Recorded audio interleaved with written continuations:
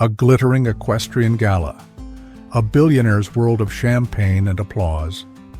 But the moment Marcus Hale spots a quiet server carrying a silver tray, his blood turns cold, because he knows her. Emma Bennett, the girl from his childhood, the one he never forgot. She refuses to talk, she refuses to explain. And the more Marcus pushes, the more one question starts to burn. How did the daughter of a legendary horse empire end up serving drinks in the very club her family once owned? And when the truth finally comes out, it won't just destroy a powerful man, it could cost someone their life. Enjoy the story. The crystal chandelier reflects 1,000 points of light across the elegant ballroom of the Silverbrook Equestrian Club. Marcus Hale stands face to face with Richard Calloway, his voice cutting through the stunned silence like a blade. "You killed him," Marcus declares, his hand holding a thick folder of documents. "You killed Jonathan Bennett, and you took everything from them."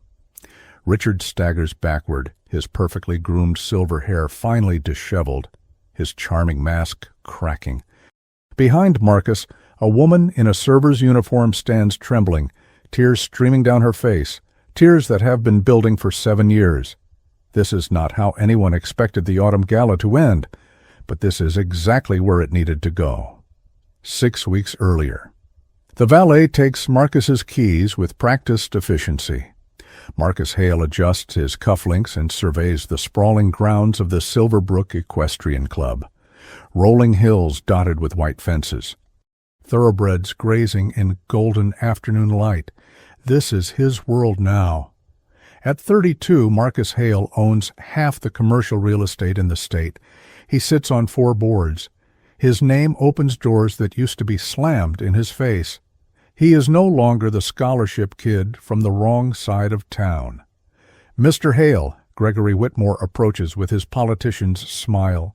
"So glad you could make it." Marcus nods, accepting the compliment with easy confidence. They talk about development projects and tax incentives, the language of power Marcus has learned to speak fluently. But then something shifts. A woman moves through the crowd carrying a silver tray of champagne flutes. She is dressed in the standard black and white uniform, her dark hair pulled back in a simple bun. She keeps her eyes down, navigating between guests with practiced invisibility. Marcus's breath catches. He knows that walk, the slight hesitation before changing direction. He knows the line of her shoulders, the way she holds herself, proud despite everything. "Excuse me, Gregory," Marcus murmurs, already moving. When he rounds the corner, she is setting down her tray, her back to him. "Emma?" She freezes. For 3 full seconds she does not move. Then, slowly, she turns. Emma Bennett. The recognition hits them both simultaneously. Her eyes, that particular shade of green he has never forgotten, widen with something that looks like panic. "Emma Bennett," Marcus says again, softer. "It's really you." "Mr. Hale," she replies, her voice professionally distant. She picks up her tray again, her knuckles white. "Is there something I can get for you?" Mr. Hale, as if they did not grow up in the same neighborhood, as if they did not attend the same schools, as if he did not spend years simultaneously tormenting her and being completely fascinated by her. "Emma, He stops. "How have you been?" "Fine, thank you." "Hey," she moves to step around him. "If you'll excuse me—" "Wait." His voice stops her. "I didn't expect to see you here." Something flickers in her expression. Pain, anger, embarrassment. Life takes unexpected turns, doesn't it? "Now, if you'll excuse me, I have work to do." She walks away, her spine straight. Marcus watches her go, feeling like he has been struck. Emma Bennett, the girl whose family owned Bennett Equestrian Enterprises, one of the most respected operations in the region. The girl whose father was known for his integrity and his eye for champion bloodlines. The girl Marcus used to tease because he did not know how else to handle what he felt for her. What happened? Marcus tracks Emma's movement through the crowd, how she keeps her head down, how she takes the longest routes to avoid certain clusters of guests, how she never makes eye contact with Richard Calloway. Richard Calloway, silver-haired, distinguished, with a campaign poster smile. He holds court near the main tent, telling anecdotes that have everyone laughing. Marcus has met him before. Charming, generous with donations, always knows the right thing to say. But Emma will not look at him. Marcus finds Gregory again. "Tell me about Richard Calloway." Gregory raises an eyebrow. Richard, good man, runs Calloway Bennett Equestrian now, used to be just Bennett Equestrian, but he took over about 7 years ago after his partner's accident. His partner? Jonathan Bennett. Terrible thing. Riding accident during a storm. Richard stepped up, took care of everything, even tried to help the widow and daughter, but I heard they were too proud to accept. Sad situation. Marcus's mind races. 7 years ago. Emma would have been 25. The daughter? What happened to her? Gregory shrugs. No idea. Why the sudden interest, Marcus? Just curious, Marcus lies. I think I knew the family back in the day. The party continues. Marcus nurses the same glass of whiskey for an hour, watching. Emma emerges carrying fresh linens. Marcus intercepts her near the rose garden. "Emma, please, just 5 minutes." She stops, exhausted. "What do you want, Marcus?"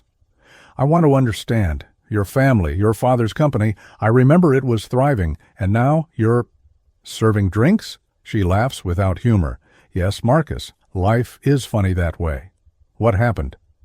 For a moment he thinks she might tell him, but then she shakes her head. "Ancient history. Nothing you need to concern yourself with." "Have dinner with me." The words surprise them both. "What?" "Dinner, tomorrow night. Please, Emma, as old friends."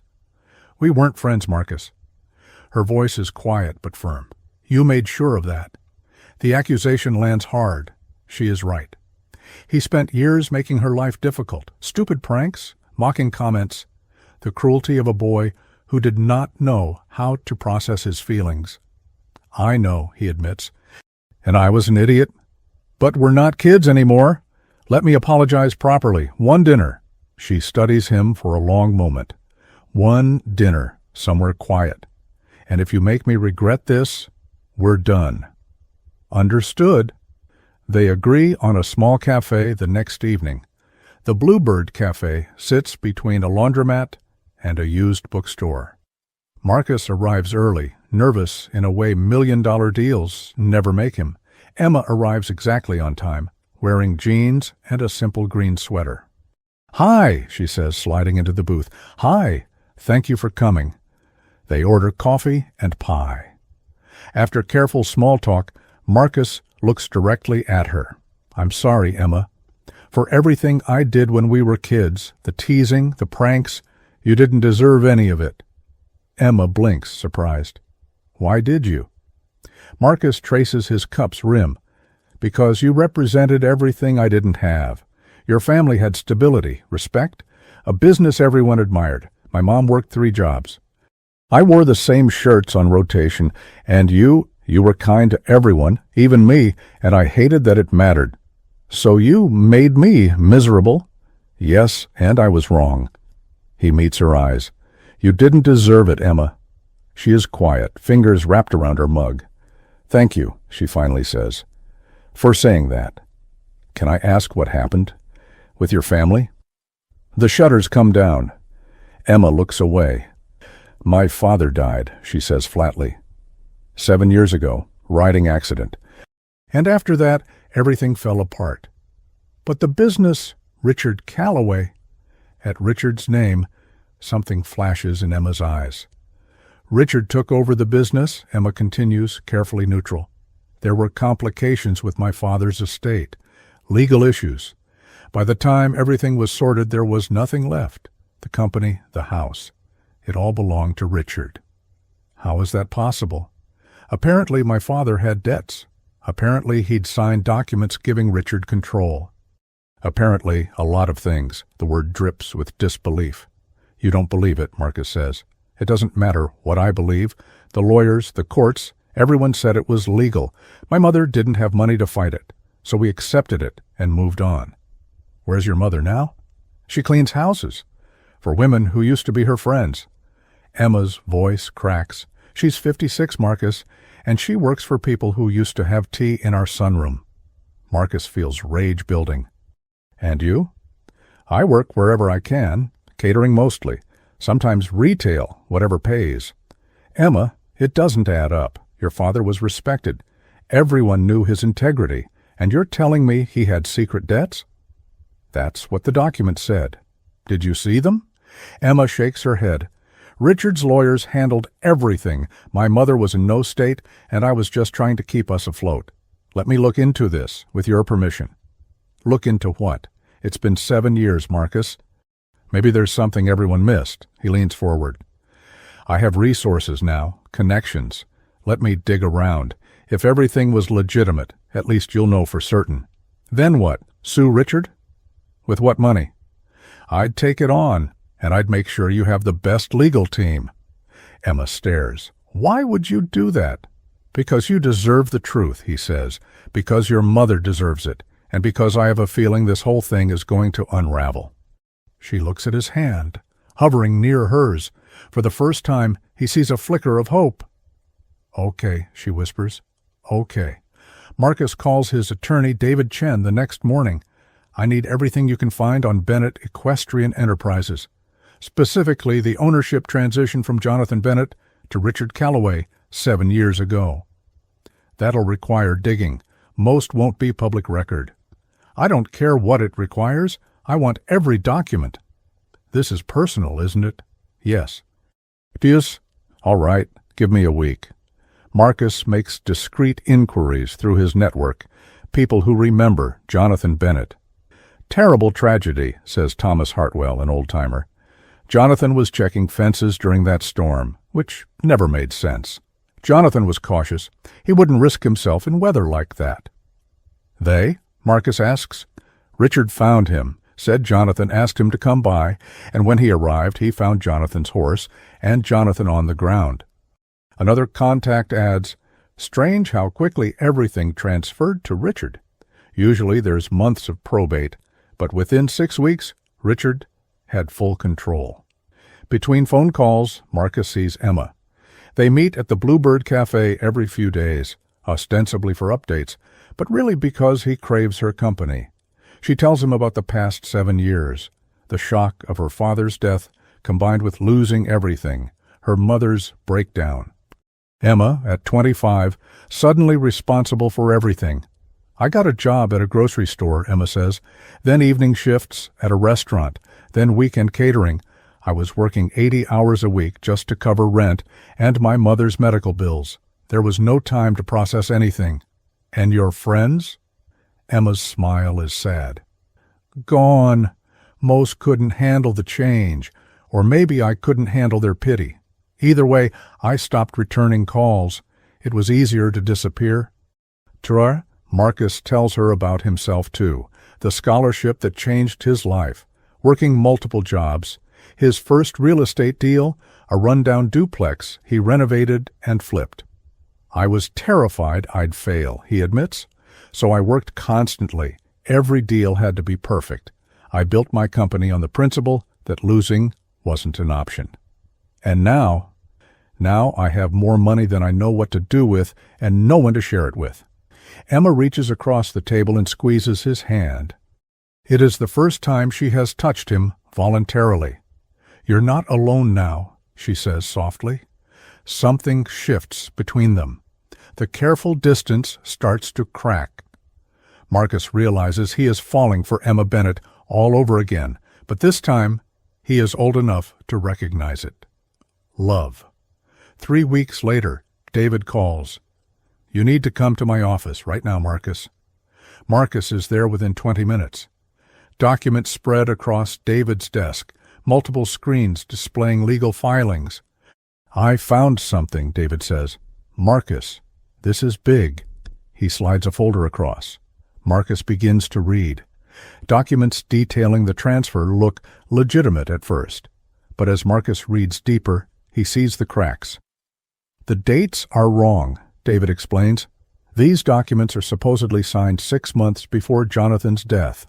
But look, 6 months before he died, Jonathan was in Tokyo for a conference. I have hotel records, flight manifests. There's no way he signed these in Connecticut when he was physically in Japan. Marcus's heart pounds. So they're forged. That's my assessment, and there's more. David pulls out another folder. The accident report. The investigation was cursory. The sheriff who handled it retired 6 months later and bought a vacation home in Florida, one that cost significantly more than his pension. Marcus feels cold. Richard paid him off. I can't prove it yet, but the timeline is suspicious. And the veterinarian who examined Jonathan's horse noted the horse had been given a sedative recently. He noted it, but never followed up. A sedative, Marcus repeats. So the horse didn't spook. Exactly. Which means either the report is wrong or it wasn't an accident at all.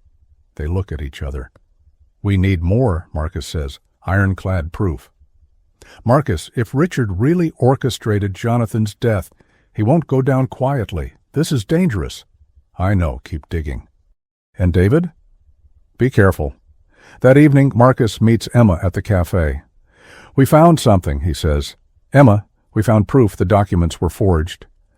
Her eyes widen. What? He explains everything. The dates, the witnesses, the suspicious timing. He watches hope dawn on her face. So we can challenge it, she asks. More than that. Emma, I think Richard caused your father's death. The color drains from her face. But then she steadies herself, gripping the table. Explain, she whispers. He does, laying out every piece of evidence. By the time he finishes, Emma is crying silently. I knew, she says brokenly. I knew something was wrong. The way Richard acted at the funeral, the way he kept pushing my mother to sign things, the way he avoided questions. I knew, but I didn't have proof. Marcus takes both her hands. I'm listening now, and we're going to make this right, Emma, I promise. She looks at him, and in her eyes, he sees something that makes his breath catch. Marcus, she says softly, why are you really doing this? He could deflect, but sitting here, holding her hands, he cannot lie. Because I'm in love with you, he says simply. I think I've been in love with you since we were 12, and I was too stupid and scared to admit it. And I'm done being stupid and scared, Emma. It's about you. It's always been about you. Emma stares, lips parted. The cafe fades away. Marcus, she breathes. His phone rings. David Chen. I'm sorry, Marcus answers. David! We have a problem. Richard knows. I don't know how, but he knows we're investigating. His lawyers are preparing harassment charges. We need to move fast. Marcus stands, pacing. Emma watches, worried. How could he know? Marcus demands. Someone talked, or maybe Richard monitors inquiries as a matter of course. What do? We go on offense. I've been drafting a civil complaint, fraud, forgery, potentially wrongful death.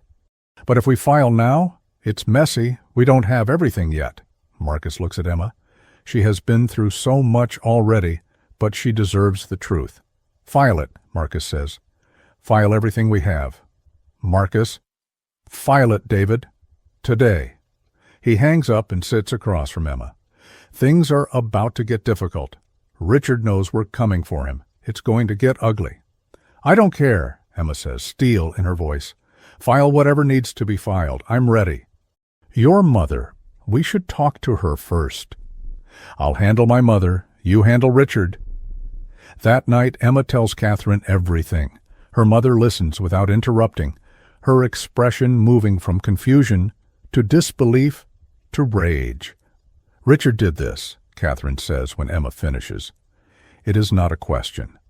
We think so, yes? I knew. Catherine's voice breaks. God help me, Emma. I knew something was wrong. Jonathan was distracted, worried in those final weeks. He kept saying he needed to tell me something important. And then he died, and I never knew what it was. He probably discovered what Richard was planning. Catherine weeps. Deep, wrenching sobs from 7 years of buried grief finally released. Emma holds her mother, crying too. What do we do? Catherine asks. Marcus has lawyers. We're filing a lawsuit. Good, Catherine says fiercely. I'm ready to fight. I should have fought 7 years ago. The next morning, David files a comprehensive civil complaint against Richard Calloway, alleging fraud, forgery, and wrongful death. The paper picks it up immediately. By noon, it is regional news. By evening, it is trending on social media. Marcus's phone explodes. Reporters want comments. Business associates question his judgment. The governor's office requests a meeting. Marcus ignores all of it. He is focused on one thing: justice for Emma. Richard's response is swift. His lawyers file a countersuit for harassment and defamation, seeking tens of millions. They issue a statement painting Marcus as vindictive, suggesting he is being manipulated by a bitter woman. The media loves it. Reporters camp outside Emma's apartment. Someone digs up Marcus's childhood connection to Emma, and the narrative becomes scandalous. Emma is fired from her catering job. Other employers suddenly have reasons not to hire her. Through it all, Marcus and Emma support each other. They meet daily at the Bluebird Cafe. They review documents. They prepare. But they also talk about life, about books, movies, dreams, about moments of joy that seem brighter against the darkness. One evening, Emma asks, "Tell me about your worst business deal." Marcus laughs. "Why?" "Because I need to remember you're human, that you fail sometimes." He tells her about a strip mall he overpaid for, how it nearly bankrupted him. "I learned from it. I got better." Failure isn't the end. It's information. "Is that what this is?" she asks quietly. "If we lose, is that just information?" Marcus takes her hand. "We're not going to lose." "You can't promise that." "No. But I can promise I'll fight until there's nothing left. And I can promise you're not alone anymore." Emma's eyes fill with tears. "I was so angry at you, Marcus, for years. Every time life got hard, I'd think about how you made my childhood miserable. I don't blame you. Let me finish." She squeezes his hand. "I was angry because you mattered. Because even when you were cruel, some part of me wanted your attention, and I hated caring what you thought. But now, watching you risk everything to help me, I realize that maybe you always cared too." "I didn't know how to show it," Marcus says roughly. "I saw something beautiful, and instead of treasuring it, I tried to diminish it because I couldn't stand wanting something I thought I could never have." "You have it now," Emma whispers. "You have me, Marcus. However this ends, you have me." He stands, pulls her up, and kisses her. It is not their first kiss. They have shared a few quick moments, but this is different. This is a promise. The cafe fades away. There is only Emma, warm and real, kissing him like he is the answer to a lifelong question. When they break apart, breathless, the waitress is smiling at them. "Come home with me," Marcus says. Emma nods. "Okay." They drive to Marcus's penthouse.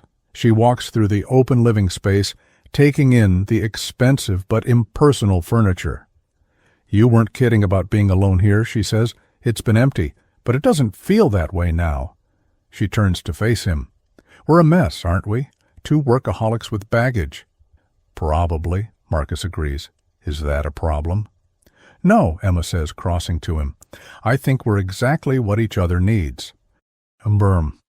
3 days later, David calls with news that changes everything. "I found pharmaceutical records," David says, excited. "The sedative noted in the horse, it wasn't standard. It was a combination that would create a delayed neurological reaction, confusion, loss of coordination." "Making it look like the horse spooked," Marcus finishes. "Exactly.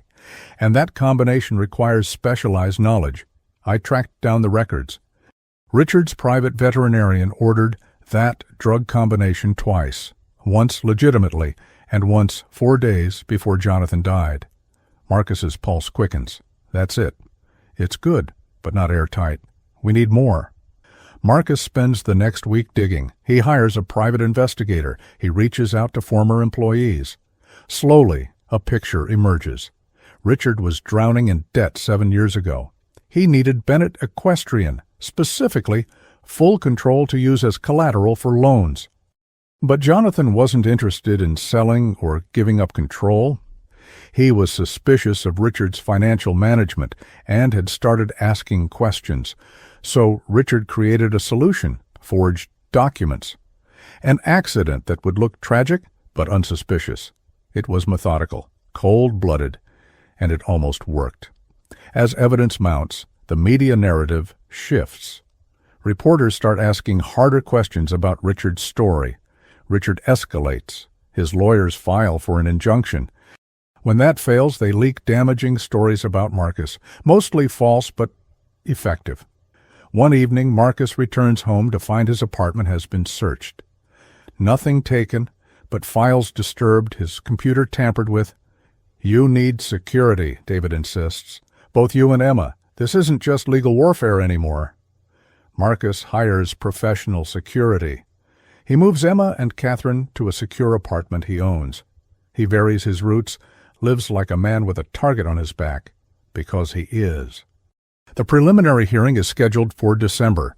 Judge Margaret Holloway, stern with a reputation for taking no nonsense, hears arguments from both sides. Richard's lawyers argue the case should be dismissed as frivolous. David presents their findings, the forged documents, the suspicious drug records, the financial motive. He is articulate and devastatingly effective.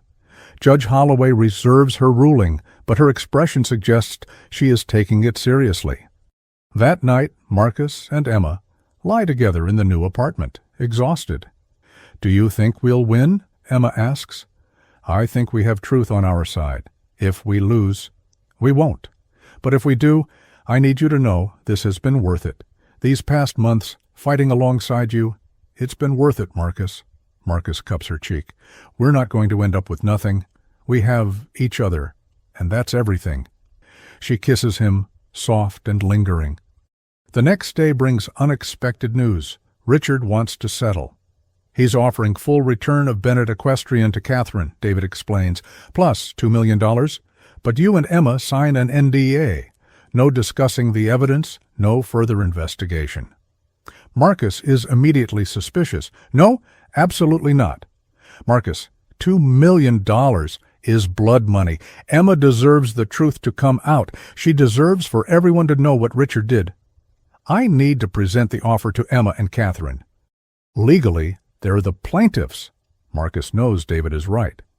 He drives to the apartment and finds Emma and Catherine reviewing the email. $2 million, Catherine says, and the company back. "It's not justice for Dad," Emma says quietly.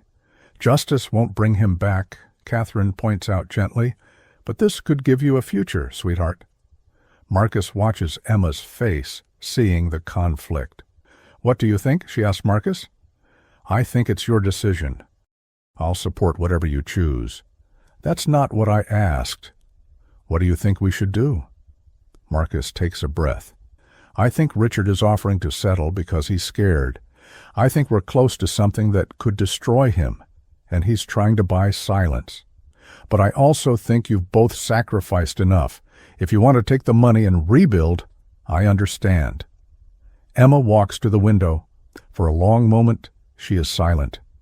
"I had a dream last night," she finally says, "about my father. We were at the stables, and he was teaching me to ride. I must have been 6 or 7. I was scared. And Dad knelt down and said, 'Emma, courage isn't the absence of fear. It's knowing something is more important than your fear.'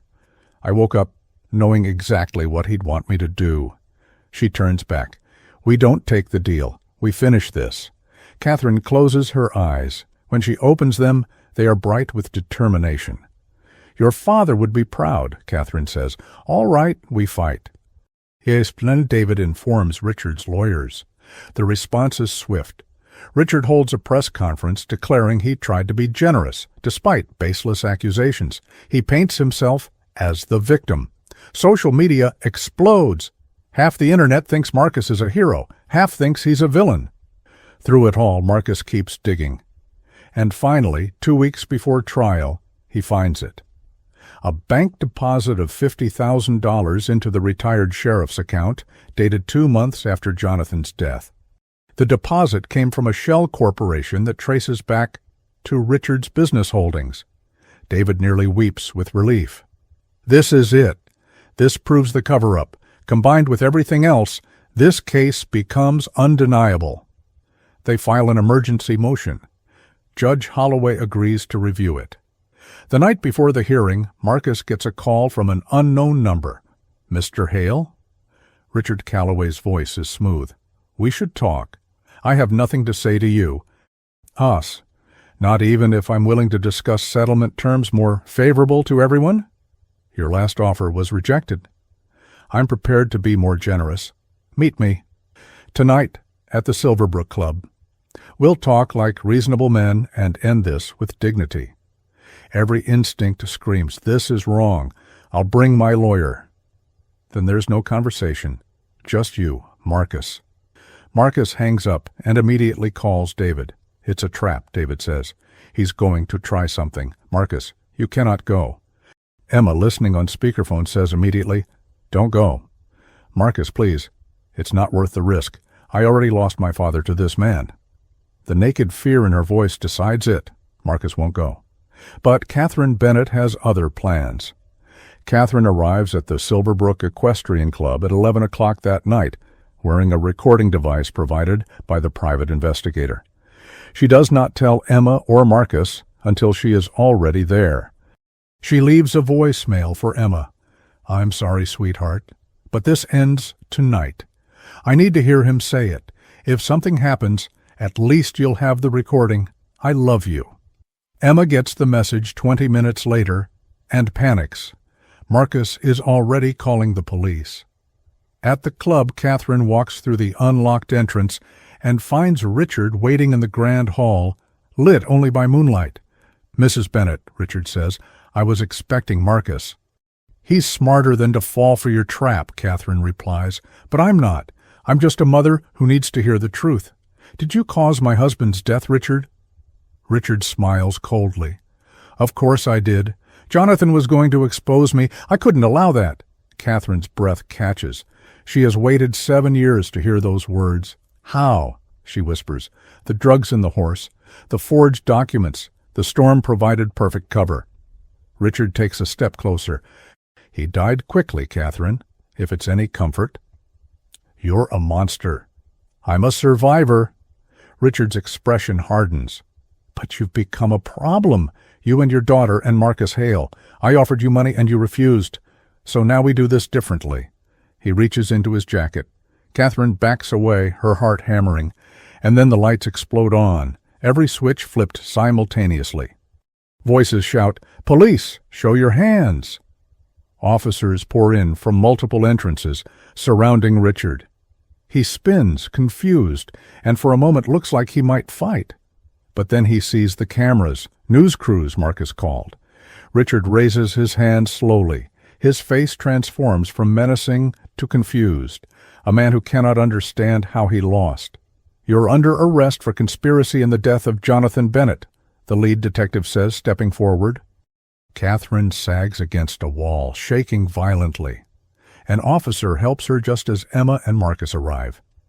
Emma runs to her mother, sobbing, clutching her tightly. "I got it," Catherine whispers.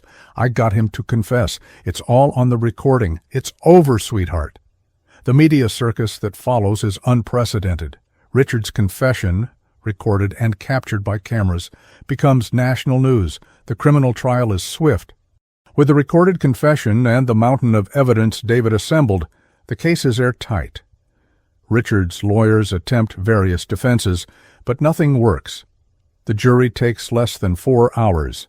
Guilty on all counts. Conspiracy to commit fraud. Forgery.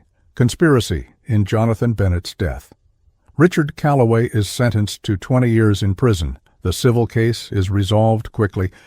The court orders immediate transfer of all Bennett equestrian assets back to Catherine, plus 7 years of profits.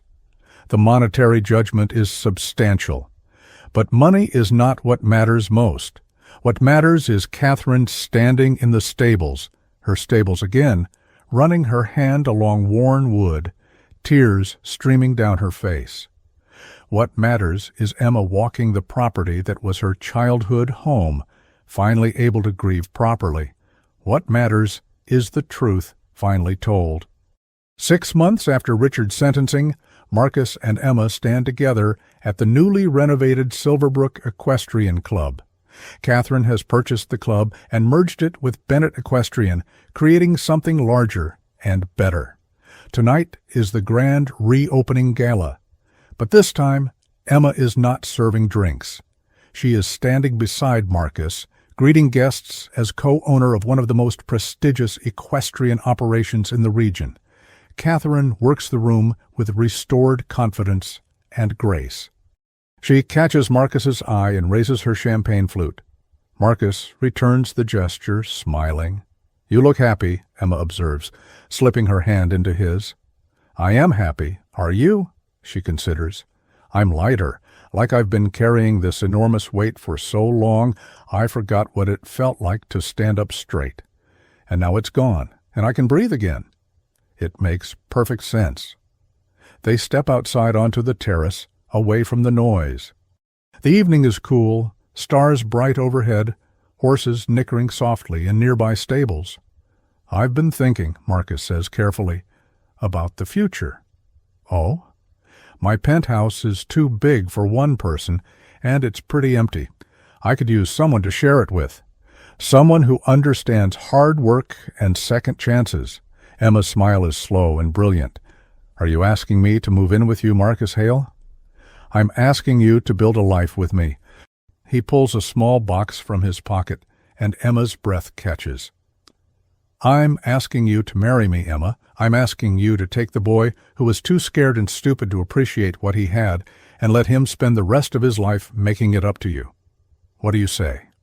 Emma's eyes fill with tears, but she is laughing, pure, uncomplicated joy. "Yes," she says. "Yes, Marcus. 1,000 times. Yes." He slides the ring onto her finger, a simple platinum band with a single emerald that matches her eyes, and kisses her. It is the kiss of two people who survived together and chose each other anyway. When they break apart, Catherine is standing in the doorway, tears streaming down her face. She walks over and pulls them both into a fierce embrace. "Jonathan would have loved this," she whispers. "He would have been so proud of you both." "I wish he was here," Emma says. "He is," Catherine replies firmly. "He's in every board in these stables, every horse we train, every value we uphold. He's in you, Emma. Your strength, your integrity, he's here." Marcus looks around at the property, rolling hills, white fences, beautiful horses grazing in moonlight. He thinks about the journey that brought him here, from the poor kid who lashed out in fear to the wealthy man who almost lost himself in success, to the person he is now. He thinks about Emma, who survived loss without losing her kindness, who trusted him despite every reason not to. And he thinks about Jonathan Bennett, whose legacy made all of this possible. 2 second chances, Marcus says. 2 truth, Emma adds. 2 family, Catherine finishes. Inside, music starts playing. Guests laugh and dance. It is a celebration not just of a business reopening, but of justice served, lives rebuilt, love discovered. Marcus and Emma dance together under the stars, moving slowly, wrapped up in each other. Tomorrow, they will start planning a wedding. They will navigate the logistics of merging their lives. They will deal with running a business and managing newfound attention. But tonight, they just dance. Because they have earned this moment. They have earned this happiness, and they intend to savor every second of it. The boy who teased the girl because he could not handle his feelings. The girl who survived losing everything. The man who learned that wealth means nothing without purpose. The woman who discovered that strength comes from surviving the unsurvivable. They found each other again. They fought together. They won. And now, finally, they get to live.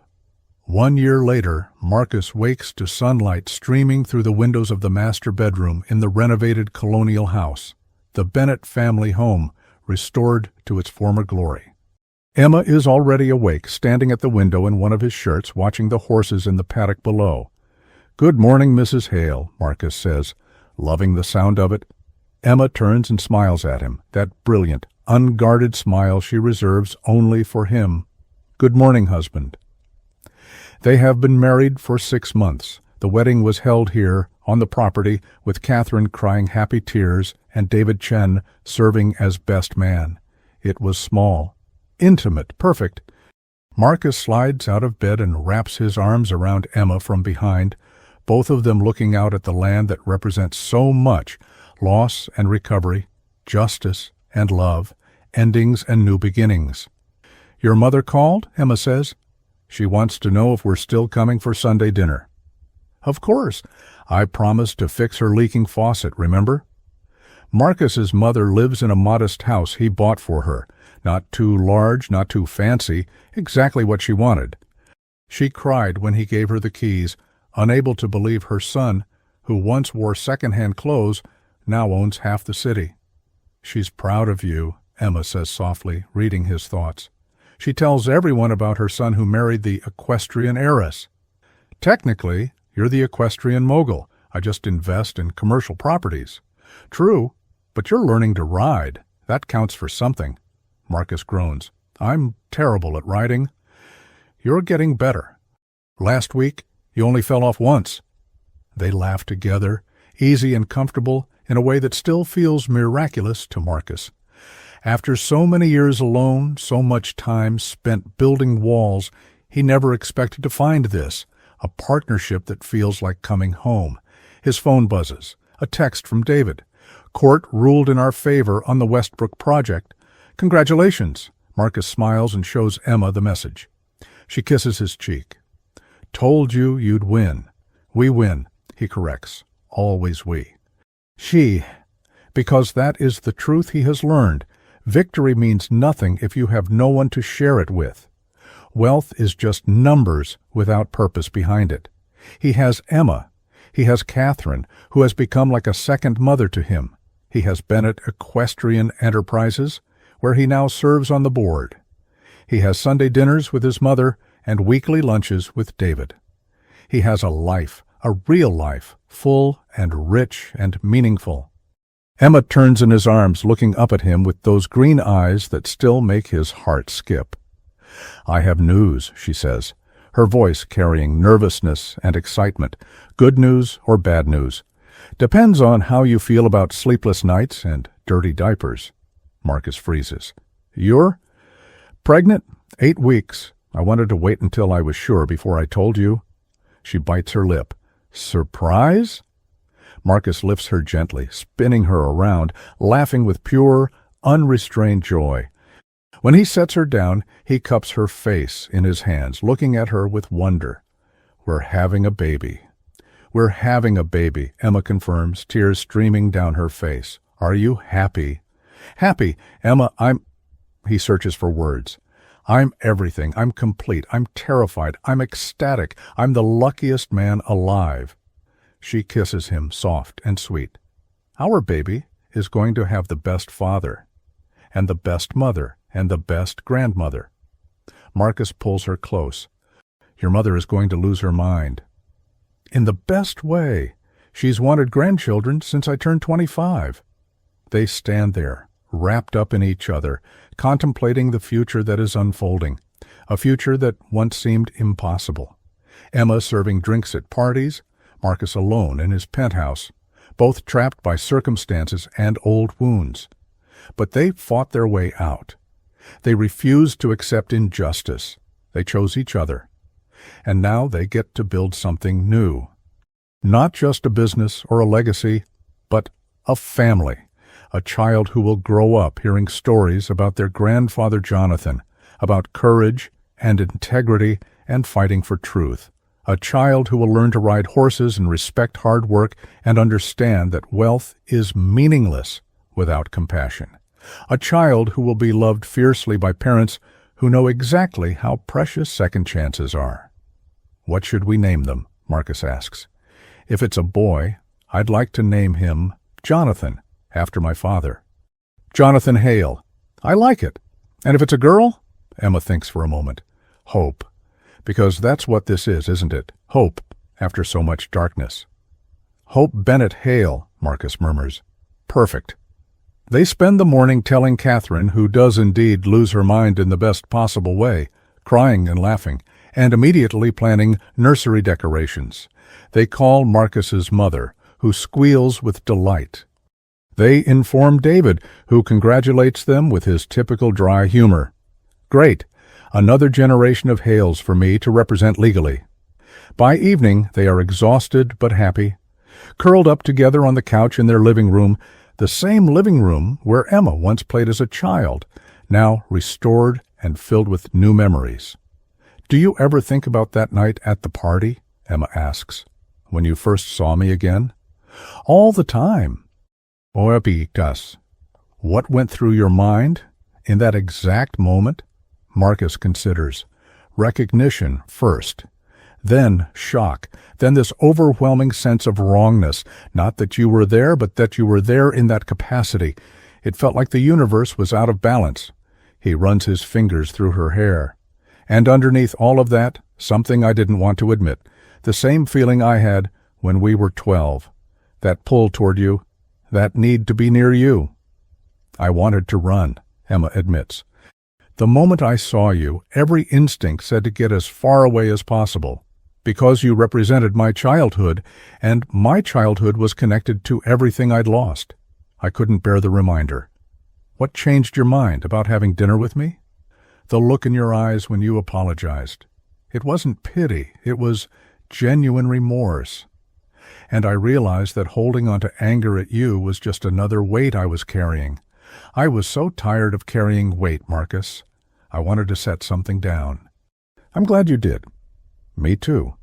They lapse into comfortable silence, watching the sun set through the windows, painting the sky in brilliant oranges and pinks. In the stables, horses whinny. In the distance, Catherine is on the phone, probably already spreading the news about the baby. Everything is not perfect. There are still challenges. The business requires constant attention. The media occasionally brings up Richard Calloway. Marcus still has worries about protecting his family. But they face it together, and that makes all the difference. "Thank you," Emma says quietly. "For what?" "For not giving up. For fighting when I was too tired to fight. For believing me when no one else would. For loving me through all of it." Marcus kisses her forehead, her cheeks, her lips. "Thank you for giving me the chance, for seeing past who I was to who I could be, for trusting me with your heart, despite every reason not to." "We saved each other," Emma says. "Yes," Marcus agrees. "We did." Outside, stars begin to appear in the darkening sky. Inside, the house that was once lost is now filled with life again, with laughter and love and plans for the future. Marcus Hale, who once had everything but happiness, now has happiness and everything it brings. Emma Bennett, who once had nothing but determination, now has everything she thought was lost forever and more. And somewhere, perhaps, Jonathan Bennett watches over the family he loved and the legacy he left behind.